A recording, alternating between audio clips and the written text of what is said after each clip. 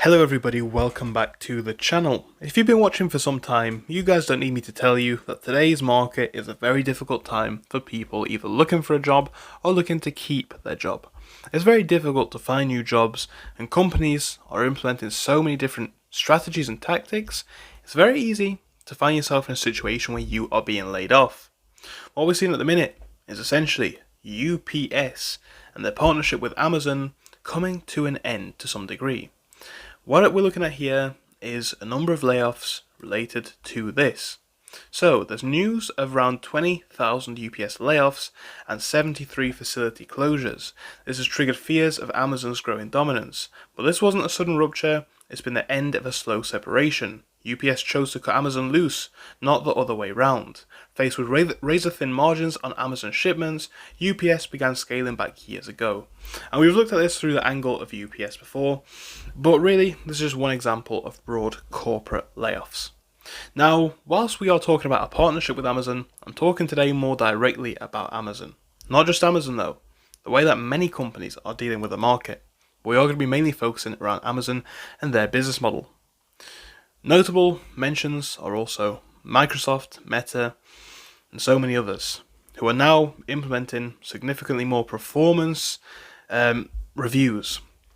It's all going to be about performance going forwards, apparently. We've heard reports that Microsoft is reportedly preparing for another round of layoffs for underperforming employees, expected to be the primary focus, according to sources familiar with the company's plans. Whilst Microsoft has confirmed upcoming job reductions, the tech giant has not disclosed the scope of the layoffs or the criteria. Now, Amazon's another brand which has previously employed performance metrics in its layoff strategy. Between 2022 and 2023, the e-commerce giant placed a number of employees on performance improvement plans before reducing its workforce by 27,000, linking layoffs to performance. And we can talk about other brands like Meta, but the real point to make here perhaps is how essentially the market is shifting significantly in favor of businesses. Now I'm going to take you all the way back to this article that we got from the 10th of April, which speaks about the fact that Amazon's CEO has given a hard-nosed message to their employees. And it's actually really quite simple. So the idea is that the best leaders get the most done with the least resources required to do the job. He's saying that not every new project should take 50 or more people to do it, and he's also saying that employees need to move fast like owners. And then he said that some of the competition is working 7 days a week, 15 hours a day. Now, the real issue with all of this, especially when we add in performance metrics, obviously it's very, very difficult for employees at the minute.